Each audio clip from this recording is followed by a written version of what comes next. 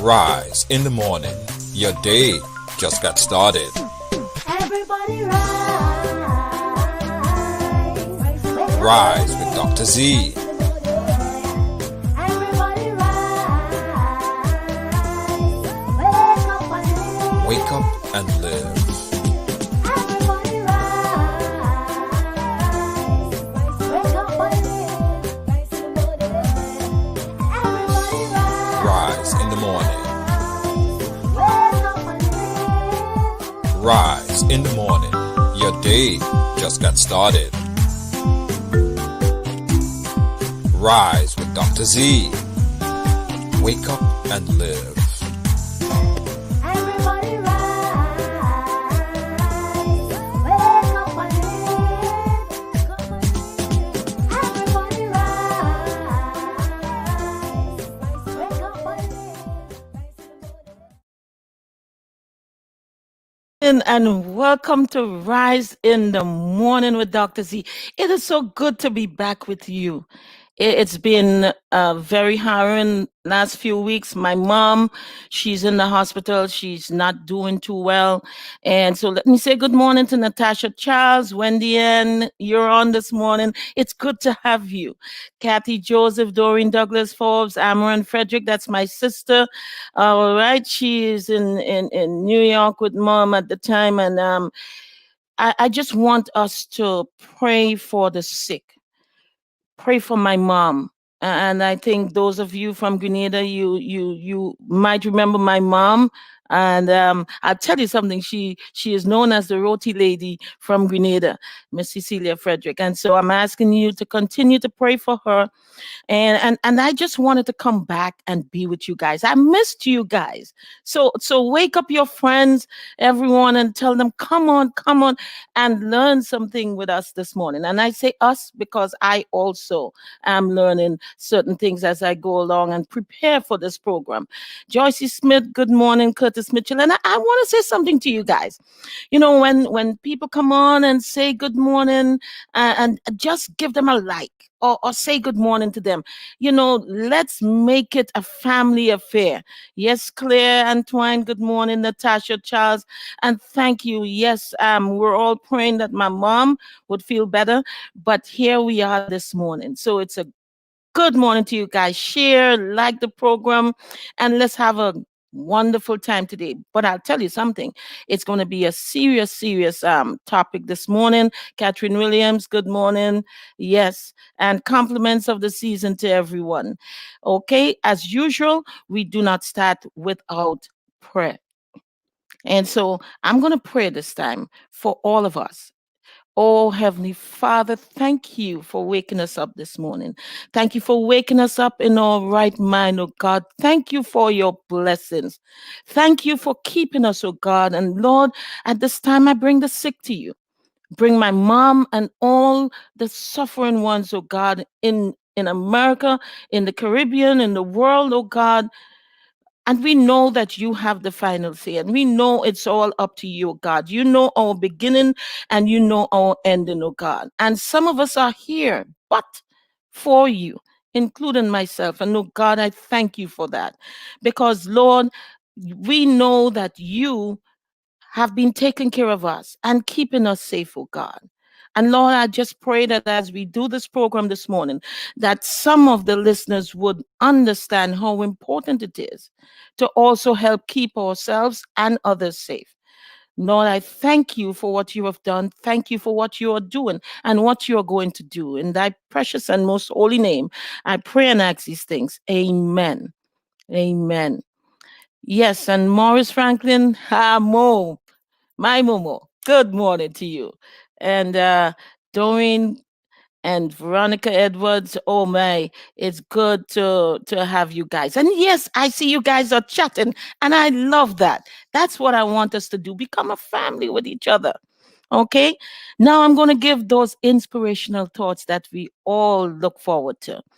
Enjoy and love every moment of life. Don't save it. There is no system to get a refund on an unused life. Let me say this again. Enjoy and love every moment of life. Don't save it. There is no system to get a refund on an unused life. Decide to be happy when you start your day. Commit to put joy in whatever comes your way. You may be hurt by what people say, but don't let anyone spoil your day. I'm going to repeat that again. Decide to be happy when you start your day. It's a decision that you have to make. Commit to put joy in whatever comes your way. You may be hurt by what people say, but don't let anyone spoil your day. The last one, happiness comes when we stop complaining about the troubles we have and offer thanks for all the troubles we don't have. That's right. A lot of times we think about the troubles that we have, but we need to stop complaining about that and we need to offer thanks for all the troubles we don't have. That's right. And that's how I live my life. With all that I've been through, I get up in the morning and I say, "Thank you, Lord." Those are the first words that come from my mouth. Let's practice that. Yes. And Veronica Edwards is watching from Grenada. Good to have you. And we have June Griffith. And it's wonderful to see you guys chatting with each other. Now I'm going to do something that we normally do. And if any of you on the vlog have anyone celebrating a birthday or an anniversary, or you just want to do a shout out to a family member or friend or someone that is not feeling well, please do so. And I'm going to shout them out for you. But I have some birthdays here, and I'm starting from December 8th, which was Tuesday. James Noel, that's the brother of Christine Noel Hosford, my good friend. And Hazel Jardine. Hazel, happy belated birthday. Wednesday, December 9th, Mary Sharp, Patricia James, Sawyer K. Phillip, Anita Bryant, Andy Roberts. Happy belated birthday again to you guys. Thursday, December 10th, Deanne Martin, Andrew Clement, Henry Regis, Glenda Benjamin Dugan. And we have Friday, that was yesterday, Sue Thomas. Happy birthday to you, Elizabeth Priska Alec in Florida, Augustine David. And today we have Hyacinth Campbell, Pastor Terry Lee, Lizda John, Leo Lenny Edwards, Curlin Penny. And we're going to go up to Sunday and Monday. Those of you celebrating today, I hope that you find some way to really thank God for keeping you in the land of the living. Tomorrow, Sunday, December 13th, Ernie Harris in Canada, Candy Purser, Stephen Thompson, Christopher Stroud, Judy Ann McKee. And Monday, December 14th, Grace Coutain McDonald in New York, Michael DeCoto, Hans McPhail, Jenilyn Brown, Laura Juliet LaFourche Official, and Bradley Z. James. I also want to do a shout out to Dr. Jacob Victor on his elevator to elder and his wife, Mrs. Veronica Victor, on her elevation to evangelist. And that happened last Sunday. So I want to say this, the family that prays together stays together. And so it's good to see you guys serving the Lord together. And Nikki McFarnell, Farnwell, good morning. And she's shouting out her cousin, and who is my guest speaker and who is celebrating life. Yes, she is celebrating life. And she thanks God and credits him to a great extent for her being here in the land of the living. And that's Miss Wendy Ann McGuire. She will be coming on soon. Okay. Deslin Langine, good morning. And Amaran says, happy birthday to all the birthday people, past, present, and future. Highly favored, good morning. Good morning to you. And it's good to have you guys tuning in. Okay. Now, before we bring on Wendy Ann, I want to just bring something to our attention because I want us to think on this. There's a young man, Brandon Bernard. He was 40 years old. And he was an accomplice in a crime committed when he was 18. And over the plea from 5 out of the 9 jurors that convicted him based on wrong allegations and the withholding of evidence that would have had a different outcome at trial, he was executed on Thursday night. And that execution was brought up closer than ever by the president. Regardless of how many lawyers, how many people, the jurors, even the prosecutor saying that he did not get a fair trial. He actually had something in the works to put forward to the court, and he had up to April to do so. Yet for all, he was killed. Justice Sotomayor, one of the 3 Supreme Court justices to dissent in his appeal to stop his execution, wrote, "Today, the court allowed the federal government to execute Brandon Bernard, despite Bernard's troubling allegations that the government secured his death sentence by withholding exculpatory evidence and knowingly eliciting false testimony against him. Bernard has never had the opportunity to test the merits of those claims in court. Now he never will." And I'm saying this because I want us to know that there are people on death row right now who should not be there. And we have a president. This execution was ordered by President Trump, even though no other lame duck president, after losing the election, has ever ordered execution during that period of time. As a matter of fact, the last time something like that might have happened was over 131 years ago. So I want us to understand that there are disproportionately a lot of Black guys and very few women who are on death row, and a lot of them are claiming that they're innocent. And you know what? Sometimes the system does not work, especially if you don't have the money to pay a lawyer and you get represented by legal aid or someone they just choose for you who has no interest in doing anything but having you take a plea or something like that. It is frightening. It is not right. And I'm bringing it to our attention. You understand? The president seemed to be hell bent on bucking and gaming the system, trying to bring shock and awe to his reign. And I say reign, and I make no apologies. Because the young man was too poor to hire a decent attorney in the beginning, this happened to him. He was not even on the scene when the murders happened. He was in another car a distant away. We have to stop being selfish and self centered. We have to start thinking about our neighbors. And who are our neighbors? Anyone we come into contact with in our walk of life. If we say we love God, whom we have not seen, and we don't have love for one another, who are we? What are we saying to ourselves and to the world? Trump and his attorney general has done 9 executions since July in the middle of the pandemic. And they are trying to push through at least 4 more killings before President-elect Biden's inauguration.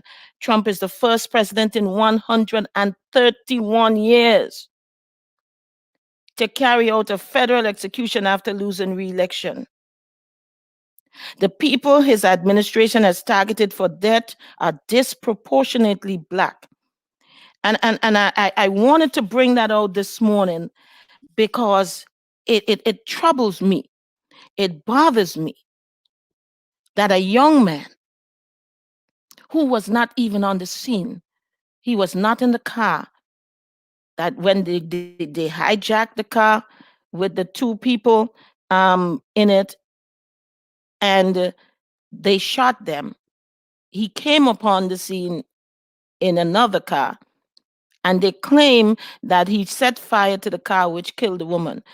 It is proven that she and her husband was shot in the head, and they were dead already. And they're not even sure. The witness wasn't even sure who lit the fire, but they put it on him because they wanted to convict him. They wanted to convict someone. Yes, the one who did the shooting, he was executed in September. But this guy was not even slated to be executed so soon. But the president wants to put Sean on a shock and awe there for us, as he usually does. And I'm sorry, but it hurt my heart to know that these things are happening. Yes, highly favored, my God. And Doreen Douglas, God is not sleeping. Tasha Child says this is very sad. And so I just wanted to talk a bit about that before we bring on Miss Wendian Maguire. And one more thing, before she comes on, I just want to talk a little about the Pfizer biotech COVID-19 vaccine. Now, there are one or two things that I learned about it. It was the shots got okayed in the US yesterday.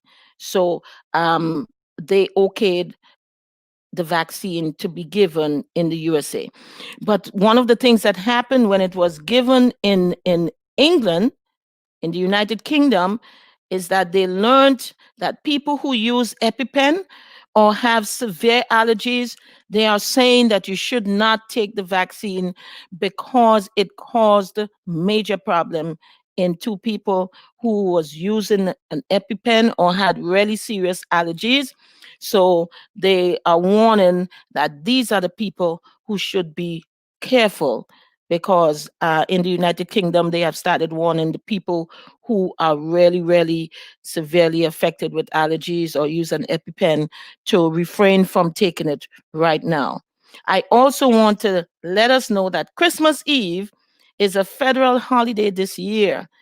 President Trump signed an executive order yesterday making Christmas Eve this year a federal holiday. Okay, now I'm going to take a break. And before we do that, we have, oh, it is so good. Eon Baker, morning, morning, morning. I know you haven't seen me for a while. I was traveling a lot back and forth because my mom, she's in the hospital. She's actually on a ventilator. I know it's not COVID, but she is 88 and she's having major problems. And so I just want everyone to keep praying for her. I know some of you are already praying, and I just want us to continue praying for her. Okay? So I missed you guys. And so I wanted to come back and be with you. Okay? So now we're going to take a short break and we're going to come back with Miss Wendian Maguire. Rise in the morning. Your day just got started. Everybody rise. Rise with Dr. Z.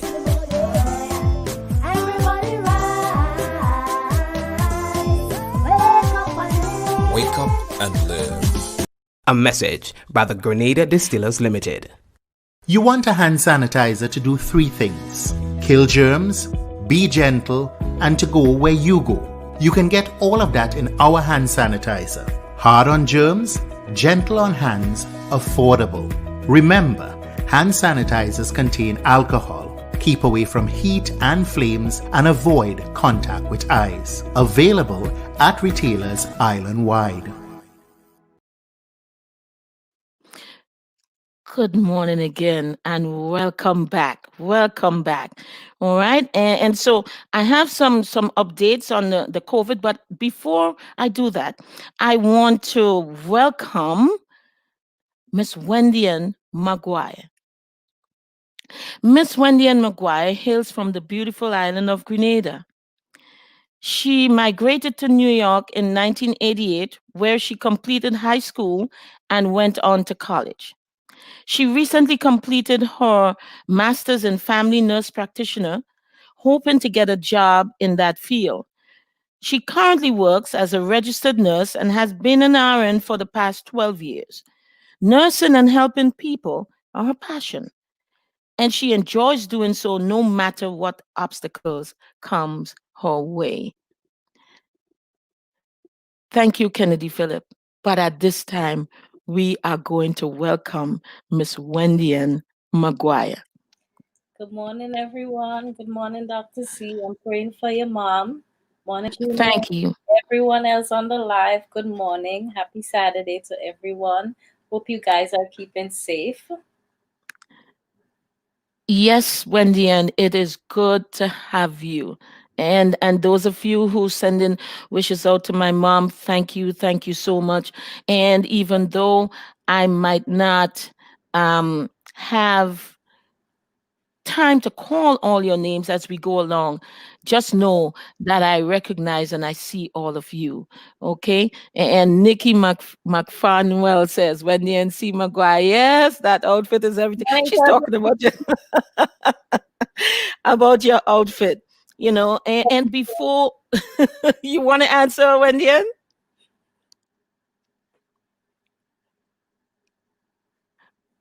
you want to answer her? Oh, I said thank you. Okay, good, good, good. Now, I'm just going to bring to us the latest update on the coronavirus. Globally, total cases 69,479,834. Daily new cases yesterday 694,260 new cases.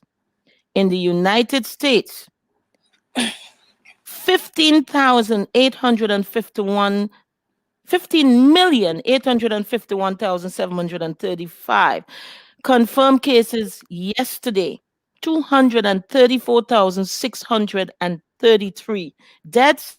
We are up to 295,539. We added over 3,343 deaths yesterday. And listen, and that's only the ones that they trace. The ones that they trace. There are people who are dying who is not considered in this system because they didn't go to the hospital, they were not traced. It is mind-boggling that every day for the last week, 2 weeks, we have more people dying daily than was killed at the World Trade Center bombing. And I'm making the comparison so that we will understand what is going on. So, Wendy, let's let's talk a bit about what happened to you. And for those of you who don't know, Wendy is a COVID-19 survivor. And so, Wendy, Okay, so when did you contact um COVID-19? And let us know how it happened. it was back in March. It was around the third week of March. Our very first patient we had on my unit.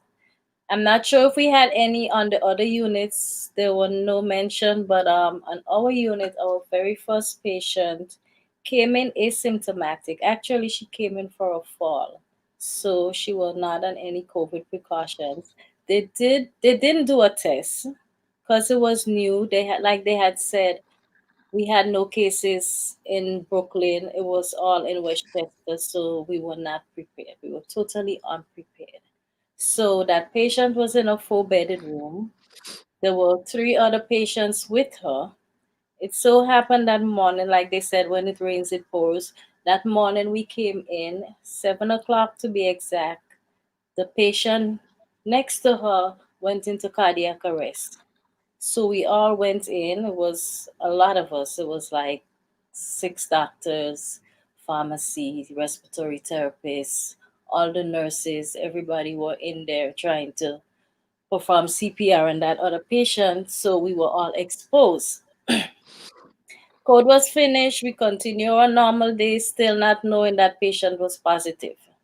We continued the day. Next day came. This was Monday. Tuesday, we took care of that patient again, in and out of the room. Around 2 o'clock, her status started changing, and she began having respiratory distress. It was then that the doctors was trying to figure out, well, what could be the problem? Because she was fine. The day before, she was fine. Everything was okay. She was getting ready to be discharged. What happened? So finally, we had to intubate her. put her on a ventilator because she couldn't. It came to the point where she couldn't breathe on her own. So we intubated her, and I'm on the critical flow, but we took her to ICU, and they did a COVID test. We went home, and the next morning I got a call around 8 o'clock when I was sleeping. Got a call from one of the, because I'm a delegate, and I got a call from another delegate stating that the patient you guys sent over to us, do you know the patient is COVID positive? So I said to her, no. Immediately I got scared because I know so many people were exposed. The other patient that went into cardiac arrest, her daughters were in the room, so they were exposed. All the patients in that room were exposed. Doctors, nurses, everybody were exposed.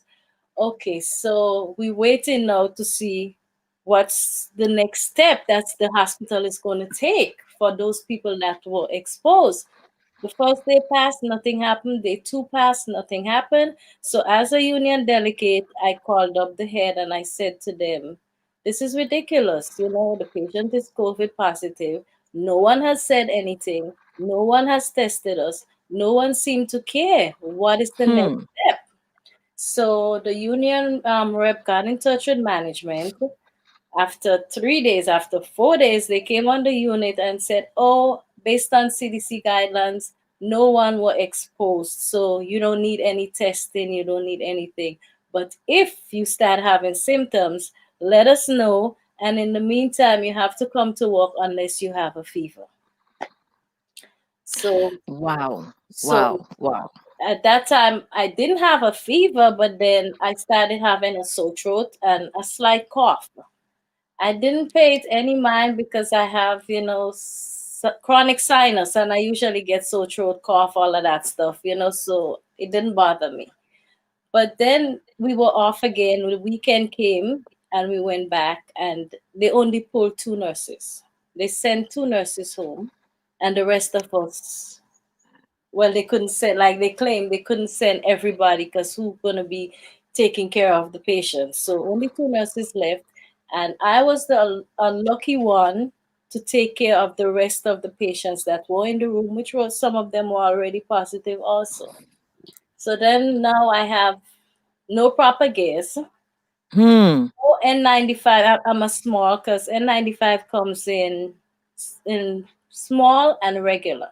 I'm a small fit, and you have to be tested to have your appropriate size in order for it to work.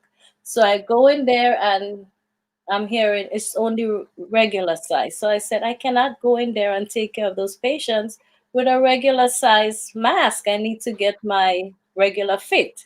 By the time I got my small, it was like 11 o'clock. Hmm. Went in the room, there was a little 88-year-old lady in there, and she already had it. She had she already had it. You couldn't know. Wow. So, I mean, I went in the room and I was so disappointed. The room was filthy because no one wanted to go in there. So I went in there. When I saw the room, I grabbed the dustpan, I grabbed the broom, I grabbed garbage bags, I swept the room, I swept the bathroom, I took out the trash.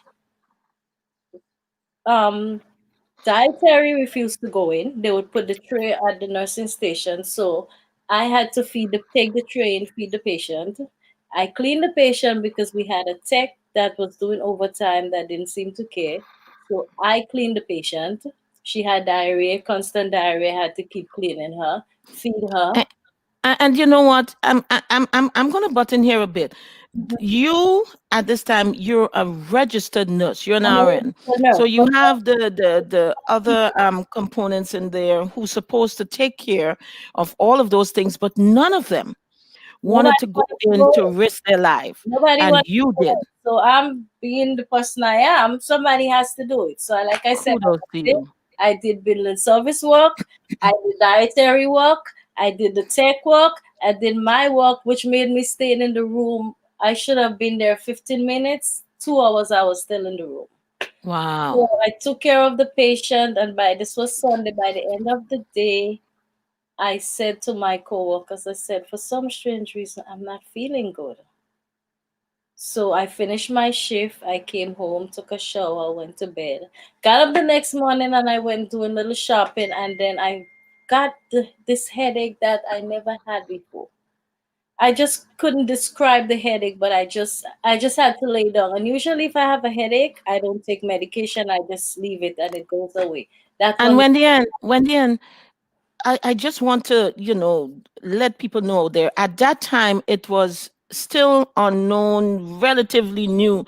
So when you went out to do your shopping, did you wear a mask? I did because I know I was exposed, but I put on an N95 mask and I You are one in a million. Thank you. Because a lot of put people on, I they made sure I didn't go with a regular. I put on my hmm N95. But at this time, I came into the house, I already gave it to my son and I already gave it to my to mom. your mom. I Oof. came back and then I realized I was feeling even sicker. So then my mom looked at me, lying down. She said to me, it's the middle of the day. She said, I think you have COVID. So I knew there was a possibility, but I didn't want to say it to her because I felt really guilty. So I said to her, maybe just a cold. And she said no. By the next day, I couldn't get up. So I she got up and came to my room and she said to me, I'm not feeling good. We need to go to the doctor. Call my doctor. He said he's not doing COVID testing. I live in Queens. I live in Ozone Park. So the areas around, no one wanted to take us. We happened to find a clinic where happened to find a urgent care where we went in Howard Beach, which was very racist. I'm not gonna lie. And when I went in there, they were scanning you. They were like, "Oh, stand over there, sign your name, and then go sit in your vehicle." So I did that. I was around 10, 11 o'clock.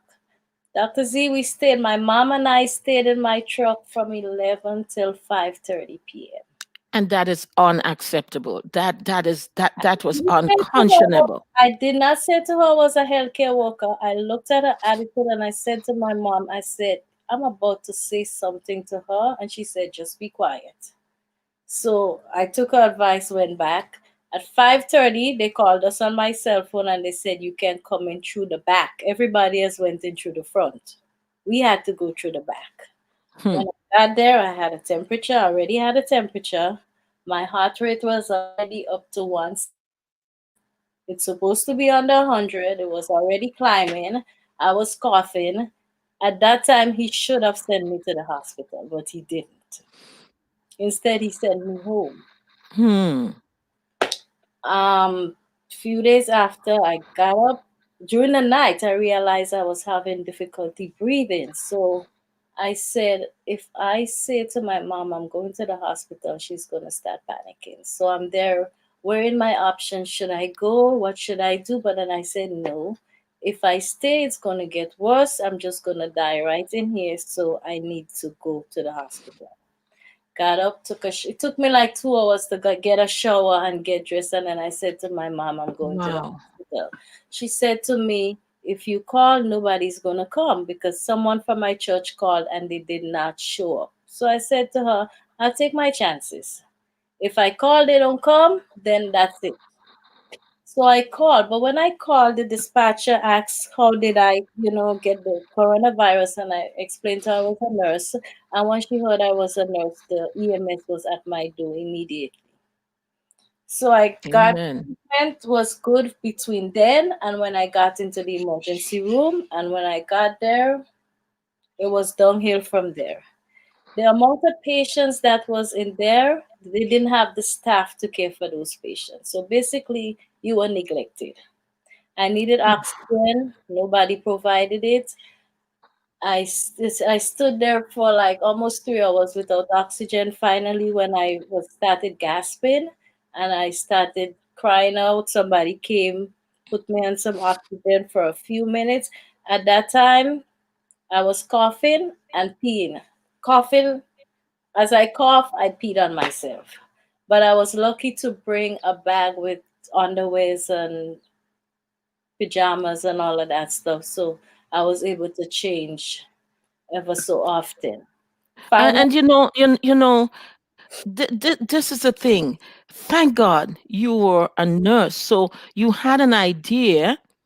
You had an idea of what to do, because could you imagine someone in that situation who have no idea what's going on, because it was really really early at that time, I was and thank God for you, and I want the people to hear more, so you go ahead, my dear. so yes. So then finally, the everybody who came in for COVID, they would do an X-ray just to see. Pneumonia was the biggest issue right there. So they would check, do an X-ray on every patient. If you had pneumonia, then you definitely was gonna stay at the hospital. So as soon as they did my X-ray, the tech called out to the doctor and he said, "Come see this." So when he said that, I got scared because once I hear, I'm a nurse. I know once you hear the doctor is you come quickly, you know what's going on. So she came and she looked at me and she said, "You're not going anywhere." So Hmm. she took me and they took me and put me in an isolation room. It was all glass. It was next to the nursing station. It was freezing cold because when you have those rooms, especially for COVID, TB, you're supposed to have negative pressure in there and the room is supposed to be cold. So I'm freezing in there, no blanket, no call bell, to ask for assistance. Yes, I'm there and everybody can see me, but nobody's coming to me. Because guess what? Hmm. Everybody knows I have COVID and nobody wants to get it, so everybody is staying away from me. So I'm calling. I need to use the bathroom. I need my oxygen because I can't breathe properly. I'm cold, I'm coughing, and I need water because my temperature is like no 103, between 103 and 104. I'm really hot. I'm thirsty, and no one is coming. I'm in bed, Hmm. stayed there. They were supposed to start me on the antibiotics for the pneumonia. The nurse just put everything on the side. My wasn't getting the antibiotic, so it's on the pole just sitting there, nothing. And I'm there waiting and waiting and waiting, and they said to me, "We don't have bed upstairs, so you have to stay here until we find a bed." Well, I stayed there for 2 days. Finally they brought me upstairs. They got a bed, got upstairs. When I got upstairs, I was already 2 days on the antibiotic and it wasn't helping. And the doctor said to me, he said, "It's a 50-50 chance." He said, "We're going to give you medication. We don't have anything, we don't know of anything that will work. Everything is just trial. So it's a 50-50 chance that the medication might work or it may not work." So after 2 days into the antibiotic, I realized I was not improving. Instead, my temperature was getting higher, my blood pressure was getting lower, my heart rate was getting higher. I couldn't eat. It was just rough. Nobody was coming in the room to assist me.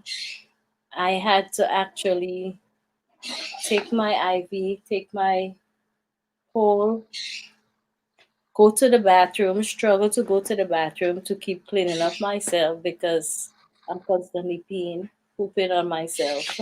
No help. If I was actually the last room on the unit way down the hall. So if I'm calling, nobody could hear me and nobody's responding to the bell. The only time they would come into the room is to check my temperature, and if they do check it, the Tylenol I will get like 2-3 hours after. No water. And when the end, all of this time, because you have COVID, nobody could come to see you. Your mom, your son, Nobody nobody could could come to come. see you. So they don't even have a clue what you're going through. They, at times now, once in a while, like when I feel a little good, I will answer the phone. But then most of the time, it kept ringing because I was too weak to even answer the phone. Wow. So I couldn't, speak to anyone, and no one could come. The food was horrible. So for the past 4 days I was there, I didn't eat anything. And then the doctors kept on saying to me, "We can't do anything for you, so we will have to send you home." It makes no sense. You staying in the hospital and there is nothing we can do. So they were ready to send you home to die. To send me home to die because they said there's Wow. nothing else they can do. So I'm in there and I'm like, okay, feeling. I mean, I'm feeling like this is my last hour in this world. And it so happened when my uncle called, who's a pastor, and I said to him, I said, please, I said I need prayers. And he Hmm. sat there. Well, on the phone, he prayed with me, and I said, I started bargaining. I said, you know what? I'm going to give up my carnival. I'm going to give up this, please. So if only I can live. Finally, the doctor said, he said, we have to put you out. He said, we can't keep you here because we need the beds. There are a whole lot of people downstairs that needs to come up, and there is nothing else we can do. So Wendy and yes. there's something that you told me that you forgot to mention. What did your uncle have you do? Oh, he said the sinner's prayer. That's that's Yes, right. he did. That's He right. made me say the sinner's prayer. And that's when I said, I pleaded. I said, I'm going to give up carnival. I'm going to give up everything. Please. Let Mm-hmm. me live. Mm-hmm. So then, yes. So then after that, still my blood pressure was low. All my electrolytes, magnesium, potassium, everything was low. I was not looking good.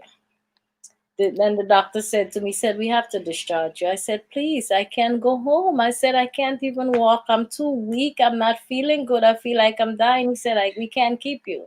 So I said to him, I can't even walk down to go downstairs. So he said, okay, we'll call you a cab and we'll put you in a wheelchair. They put Hmm. me in a wheelchair, put me downstairs, left me there. The cab came, and it was so hard for me to walk just a few steps from where I was to get into the cab. And I got into the cab, and I'm looking at the cab driver, and the tears is rolling down my eyes because I feel so sorry for him. I'm like, I know I have COVID.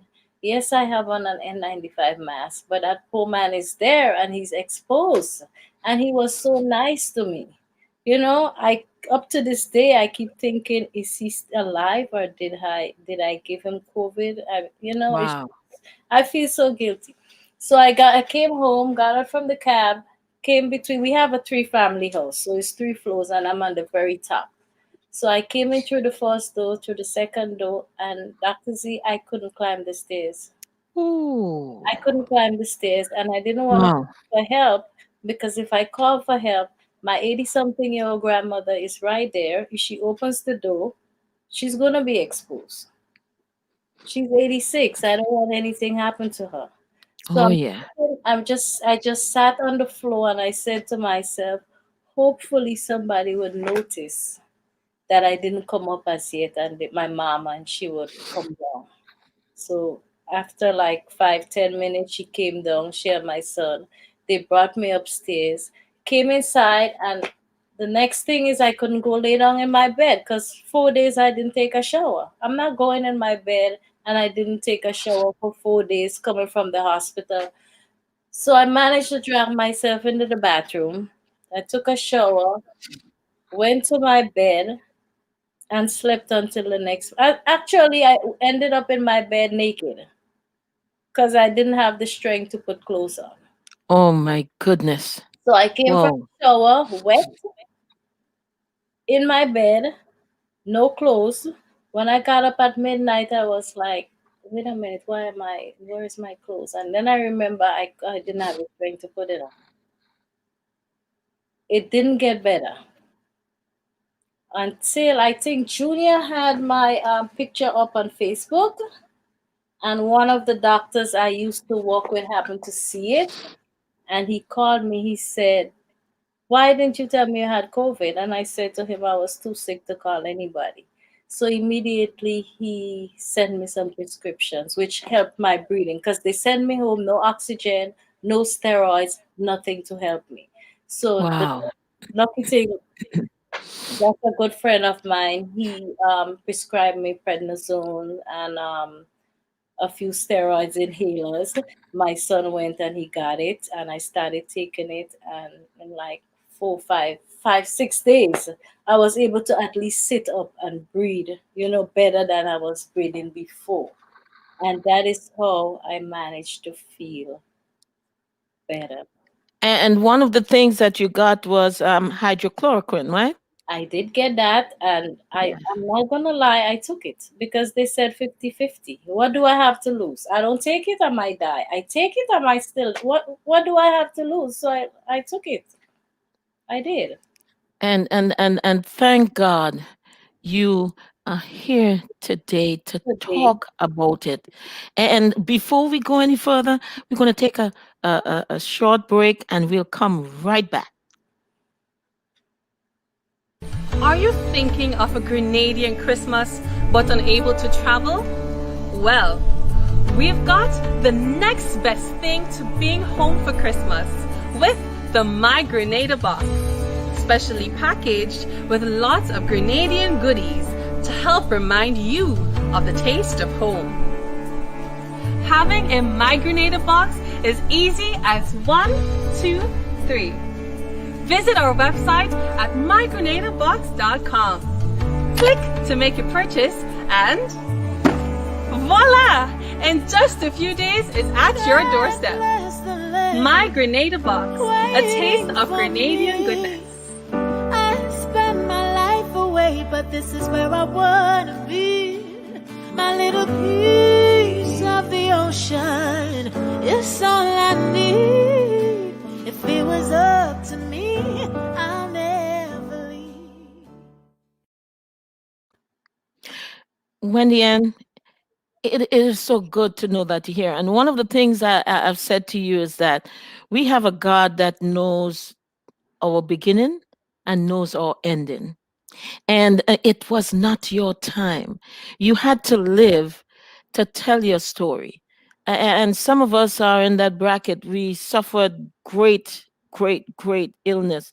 And we're here because God wants us here so we can talk about his goodness and what he has done for us. You understand? So that we can help others who are looking. We have Styles GMA saying, God is to be praised.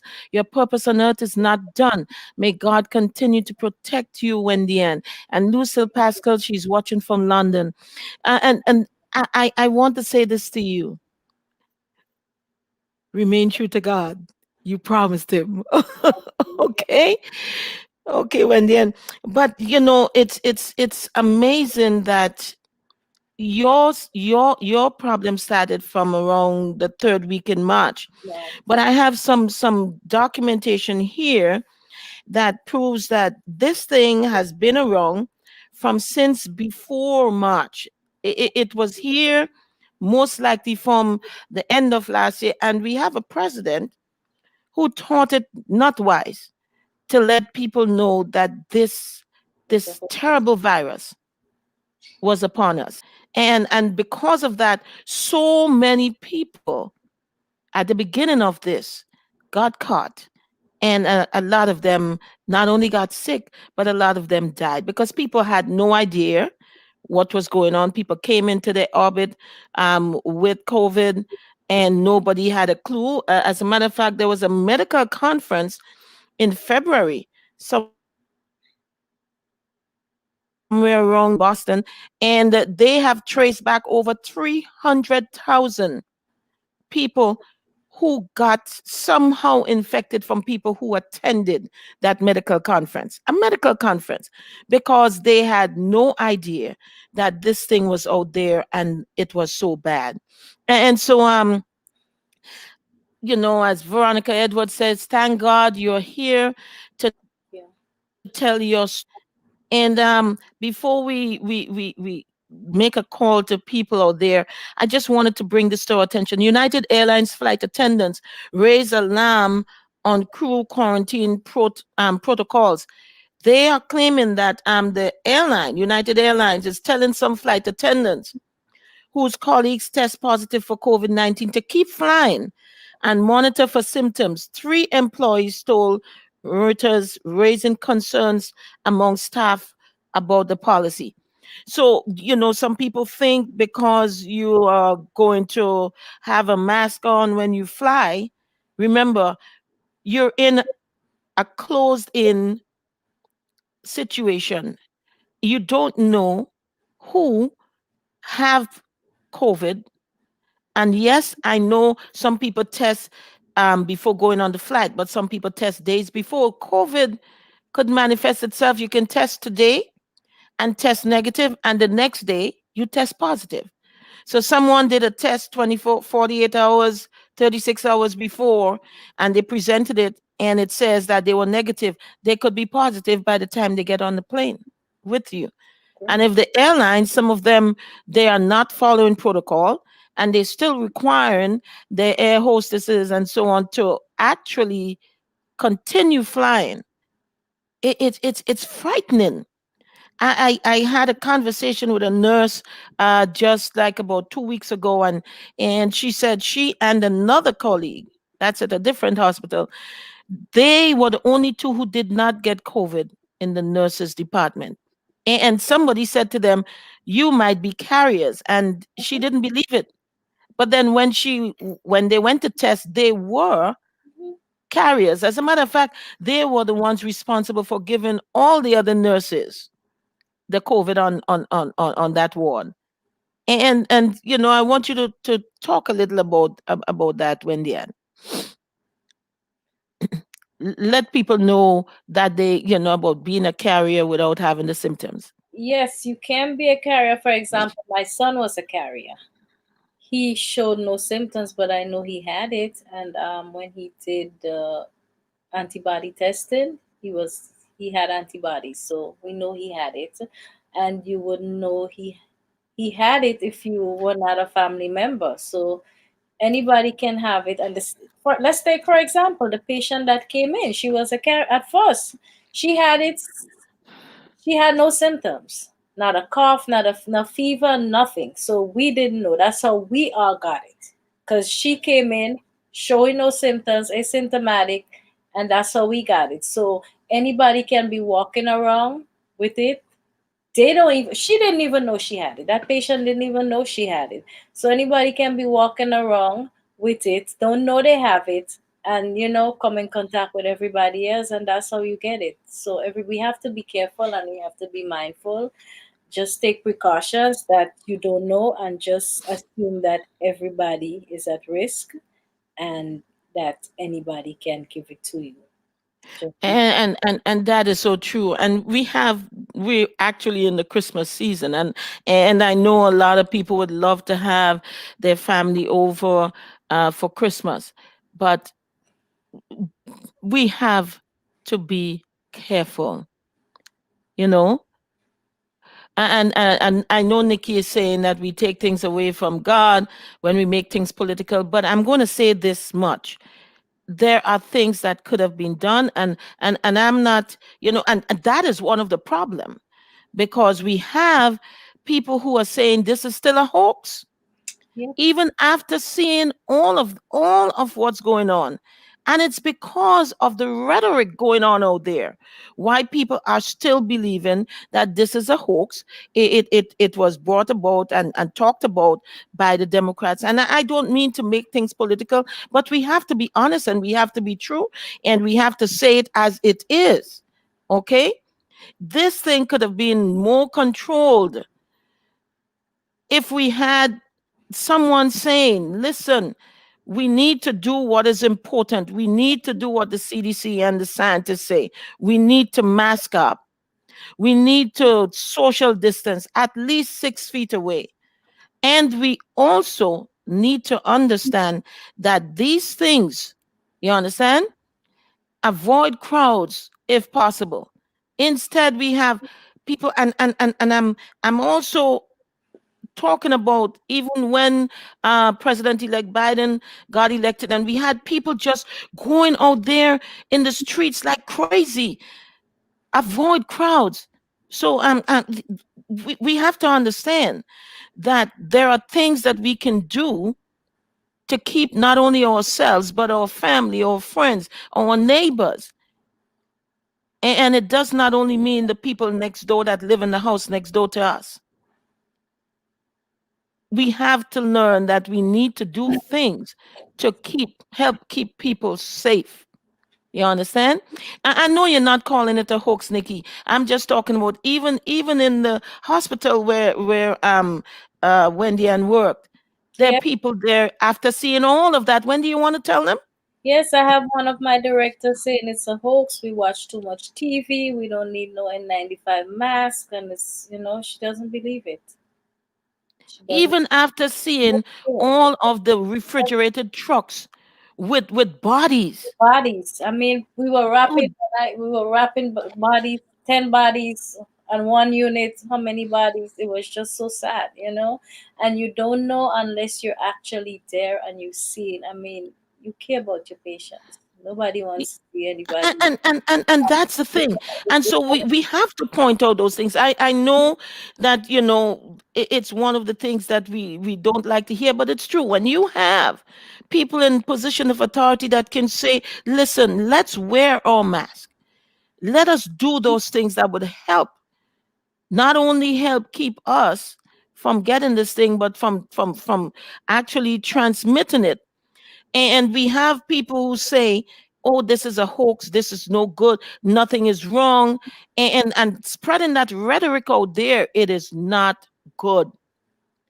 But It is not good. Dr. Z, also we lost a lot of co-workers. So if it's a Yeah, hoax, why you not. come all so many people died? We had family people who brought it home to the family members. They died. Up to 2 weeks ago, we had one of the transport guys. He died from COVID. And he was responsible for going and pick up the patients, Yes, you and know. people coming in, and some people coming in, they're not protecting themselves. When they come in, we give them a mask, but some would come in without. And you come in and you have it, and that's how you transport. That's how you give it to people. Innocent people die. Innocent people get it. So we have to be mindful and be careful. Yes, and this is you Yeah, when you are in the throes of COVID, yeah. and God protected you. God kept you alive, and it's one of the things that as a pastor, I will never refute the will of God, how God plays a part in all of this. He was there. He kept you in the end. He He did. kept you, He did. and we have someone asking, let's see, we have someone asking, is it possible to relapse again? Well, I've been told that I have a lot of antibodies right now, so I've been told. Actually, after that, we have been exposed to other patient that was positive, and so far I didn't get it a second time. So I'm thinking maybe once you're immune, you're okay for now. But I'm still having shortness of breath. I can't do certain things. I can't walk upstairs. I have to go very slowly. I cannot do anything strenuous. It left me, a lot of my hair fell out. When I came from the hospital, my hair is just starting to grow back. A lot of my hair fell out. I was not diabetic before. The steroids and all of that I took to get me back on track, it brought my A1C up to 6.4. So now I'm just close to being a diabetic. So it left, a lot of stuff with me. And not just me. I have coworkers that constantly has to go out because they having chest pain. Those are effects, they're after effects they're having from it. So you don't recover fully. You don't. And I have highly favored, who is also a nurse in Canada. She says her CNA gave it to her husband who died. Yeah. And Deanne Fraser says she lost her young gynecologist, Hmm. and people have died. Some people close to us. I lost my uncle in England, and someone might say, okay, he was old, and he was in a nursing home, No, but that's not it. The not it. fact of the matter is he got the COVID He died. and he died. And some people are minimizing it by saying, okay, a lot of these elderly people who died, they had other conditions, but have it not been for the COVID, they probably would still be here. You know, And you you don't know have conditions to die because I had no conditions. I had exactly. I was not hypertensive, I was not diabetic, I didn't have asthma, I had nothing. Okay, Yes. I had COVID and now I have all these things. All these All things. these So things. you're I left don't now. think I'll ever fully recover. Yes, you left now with all, and I have a nurse friend who got it, and she lost her voice. Mm-hmm. She's still trying to recover her voice, you know. And so Kennedy Phillips says, be careful. Knowledge about this virus is still evolving. Let's Yeah. follow the science. Let us follow the science. God gave scientists the knowledge to be able to do things, to find certain cures, to do all of those things. And yes, I believe in God strongly. He is my all in all. But at the same time, I'm not going to be foolish and say I'm not going to wear a mask. I'm not going to social distance because I am dependent on God to take care of me. He gave us scientists, He gave us knowledge, and He did not tell us to be foolish. Okay. And so, Wendy, and I want to thank you for coming on and sharing your story with us. And I want the listening audience to remember to wear your mask, social distance, at least 6 feet, avoid crowds if possible. Remember, it's not about you, it's about your family, your friends, strangers, neighbors you come into contact with. Be a good neighbor to your fellow men. And those of you who still feel this pandemic is a hoax, may God help you and your family. Keep safe. Have a wonderful weekend. Join our virtual Christmas party tonight on Ride Along Live at 8 p.m. I want you to know that we're trying to put on this virtual holiday party for you, and uh the first 50, I think, people can sign in there if they go to ride along Christmas dot eventbrite.com. Okay, so just remember, come and have some fun and with the Christmas party. Listen, Wendy Ann, I thank God for you. Thank I you. thank you for you know what you have done today, and I'm hoping that some of our listeners would understand how important it is to do the things that will help keep us and others safe. Okay?